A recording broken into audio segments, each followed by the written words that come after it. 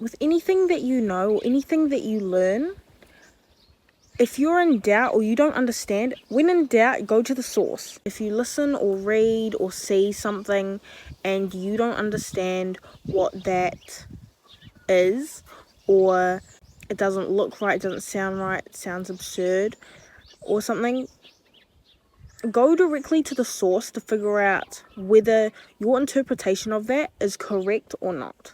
Like, look at the context, look at the circumstances that's in.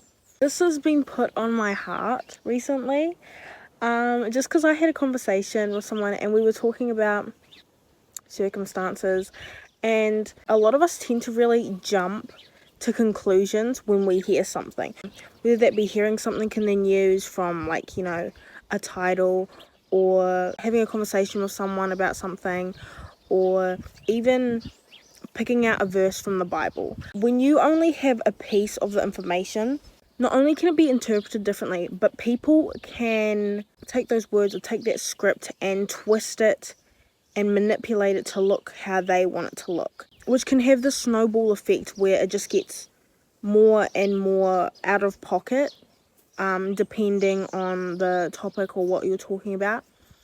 For this context, I'm going to talk about the Bible, just because this is a Christian-based channel. So, say we take a verse from the Bible, especially if you want to take a verse out of, or you want to take stories out of the Old Testament. A lot of people will sit there and say the Old Testament was so hard, like, I don't know how these people did it, you know, God was so mean, he was so strict, he was, you know, like, it was impossible to live back then. And what we don't understand is normally all it takes is 5 minutes of reading, of like looking at the context and like doing a bit of a deeper dive into the cultures, traditions, and, you know, what it was like back then, to have a better understanding of why certain actions and ceremonies and things were done in that way. Because it's so easy to look from the outside in and immediately jump to a conclusion, oh, that's wrong, that's weird, you know, that's disgusting or misogynistic or whatever you want to say. But without the context, without going directly to the Bible to understand that, you can end up really making yourself just look like a fool. Like, you're the one who ends up looking goofy because you haven't done your research and you clearly don't understand what you're talking about. This is especially for those people who want to have a debate or, you know, argue about the Bible. And there's nothing wrong with having a sensible, well-respected discussion with someone else when it comes to the Bible, whether you're for it or whether you're against it. But make sure that before you start attacking someone or jumping to conclusions, that you've got your facts, that you understand the context. Because a lot of us can look at the Old Testament and think, wow, they were really, you know, misogynistic back then, like women were irrelevant, they were put away during their menstrual cycle, you know, like, and were deemed unclean, and women weren't allowed to go to school or, you know, learn and whatnot. They had to stay in the kitchen. And yes, there were those things, like, yes, women had to cover their hair and whatnot, like, all these things that you might say are degrading of women. But the thing is, like, if you look back at those times, you look at the traditions back then, the customs and everything, it's just how their society ran back then.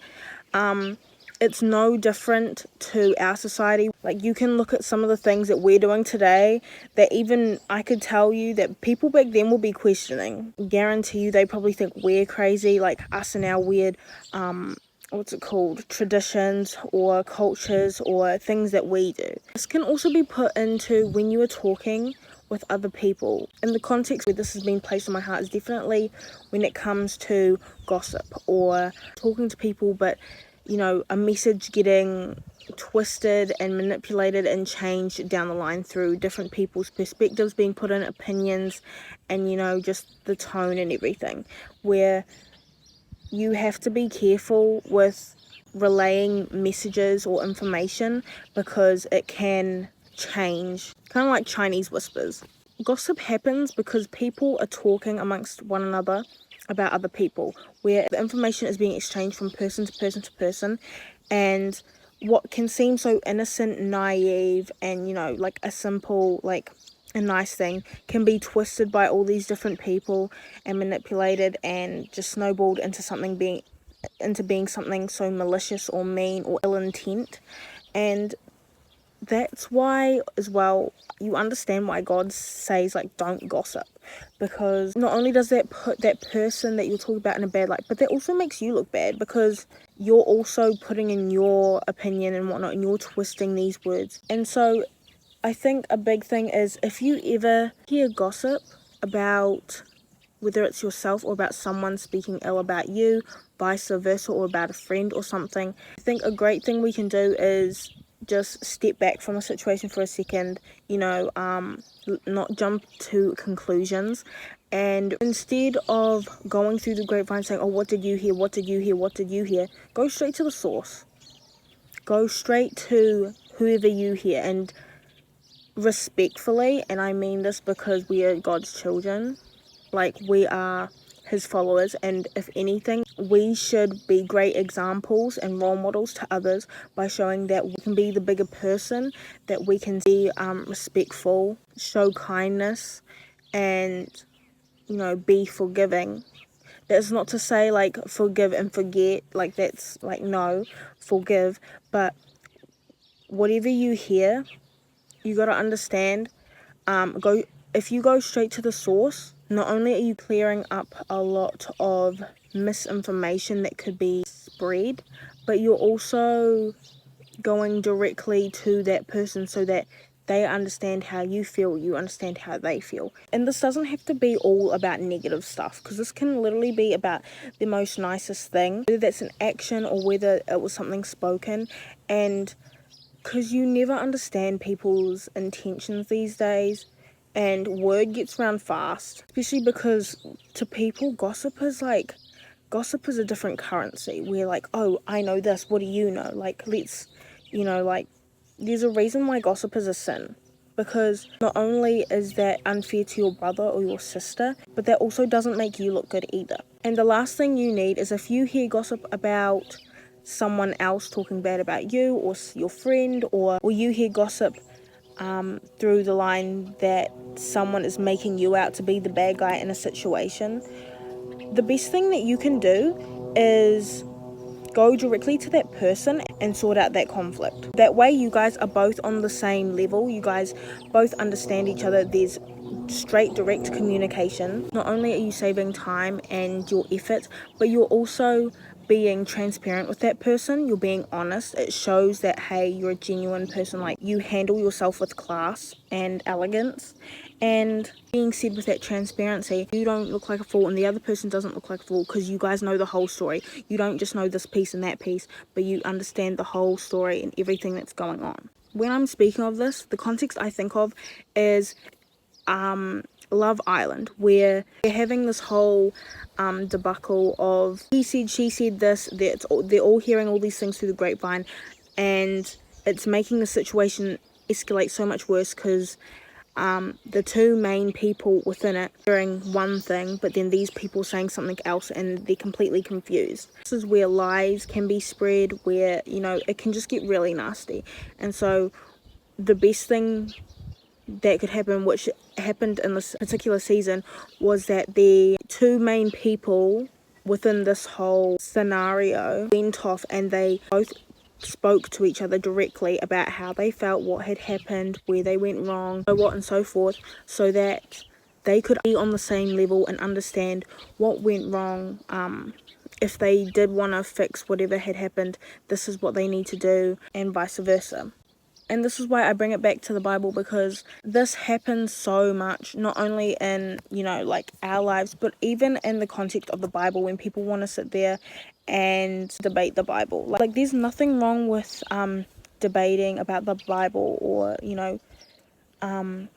explaining what you see. But remember, at the end of the day, it's not about your interpretation of the Bible, it's about how God interprets the Bible, and that is by the book, point blank period, through the word. If you want to find the evidence is in the book, because there are people who nitpick bits out of the Bible that they want to agree with and they will listen to, and then there's other parts where they don't even want to take into consideration or even look at, because they think, oh, that doesn't matter. when in all reality, the whole Bible matters. That's the reason why there's 66 books contained in the Bible, because it's not just this part's the Bible and this part's not. It's a whole Bible. And that can be said for Bible verses where people think, oh yes, I stand by this Bible verse. But if you don't take into consideration the what, when, where, why, how, and who of it being said, then you can end up with the wrong interpretation, because you're looking at it strictly from your point of view, from your perspective, and not how God intended it for it to be, which is his perspective. This can really be put in any scenario, whether that's at home, whether that's at work, whether that's at school, whether that's out with friends.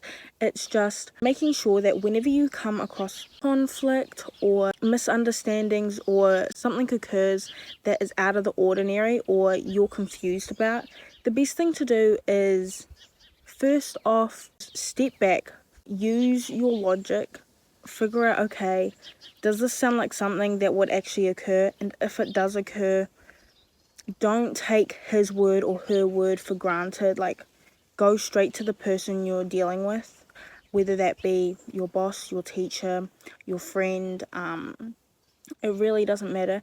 And have that dispute with them privately. Don't make a big deal out of it where you have to scream and yell and carry on and let everyone know about what's going on within your business. Because when you do that, for all you know, you could be the person who's in the wrong. And you're just out here making yourself look worse and worse and worse, because that's embarrassing. You're overreacting. You're making a big deal out of nothing. Whereas the best thing you can do is go speak one-on-one with that person without anyone else in the room, and sort that out between you both. That way you understand where they're coming from, they understand where you're coming from, and then there's no reason to enhance the level of miscommunication, or, deal with further consequences of, oh, but this person said this and that person said that, and then next thing you know, something can be blown out of proportion. Make sure that you have your evidence behind you, that you've done your research, and also make sure that you come to the discussion with an open mind, with a broad perspective, where you can see everything from the opposition's point of view, or the other person's point of view as well. Because nothing is worse than going into a heated debate with someone who doesn't know what they're talking about, who is narrow-minded or very close-minded. They don't want to hear anyone else's opinion, and they're not willing to grow their mindset. Be the bigger person, guys. Remember, we need to follow in God's footsteps and Jesus' footsteps. No, we're not perfect, but we can try and do our best to follow him, to obey his commandments, and to, show everyone else what a follower of Christ looks like, by being a good role model, by not comparing or contrasting, and by overall loving our brothers and sisters consistently, no matter what. Remember, God died for each and every one of us, whether that's the person you love the absolute most or the person you dislike the most. All people, he died on the cross for each and every one of us. No one was exempted from that. So remember that every time you speak with one another, please speak with kindness and love. Make sure you come with an open mind. Really try and understand their point of view. Both your guys' feelings are valid. No one is more entitled than the other. We're all one race, we're all human, we're all on the same level. No one is higher or lower than any of us. Love you guys lots. Take care. Stay blessed. Mwah.